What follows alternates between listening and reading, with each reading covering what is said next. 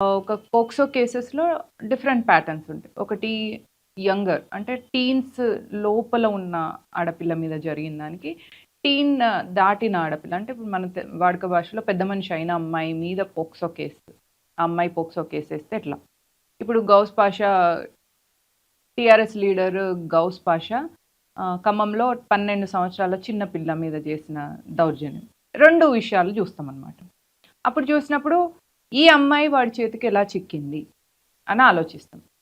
ఇప్పుడు ఇంటికెళ్ళి ఇంట్లో తల్లిదండ్రులు లేని టైం జూషి ఇంటికెళ్ళి ఆ పిల్లని ఎత్తుకొనొచ్చి చిన్న పిల్ల అనుకోండి. దాన్ని ఎత్తుకొనొచ్చి ఒక చాటుగా ఒక ప్లేస్‌కి తీసుకెళ్ళి ఆ అమ్మాయి మీద అత్యాచారం జేసి, ఆ అమ్మాయిని చంపే ప్రయత్నం జేసి, అట్లా జేసినప్పుడు అది వేరేలాగా రికార్డ్ అయితది. చలో అంటే నాకర్థం ఇద్దరు కలిసి ఎళ్లి ఆ! తర్వాత ఇద్దరికి ఇష్టం ఉండి, కానీ తర్వాత తల్లి ఒప్పుకోవాలి. ఇప్పుడు ఓల్డర్ మైనర్ అంటారు. అంటే టీనేజ్ దాటిన అమ్మాయిలు 16, 15-18 ఇయర్స్ అమ్మాయిలు ఇష్టం ఉండి వెళ్ళినా గూడా ఆ అమ్మాయి ఇష్టం నాకిష్టం అని చెప్పినా గూడా అక్కడ నడవదు. ఎందుకంటే తల్లి కన్సెంట్ తీసుకుంటారనమాట అక్కడ.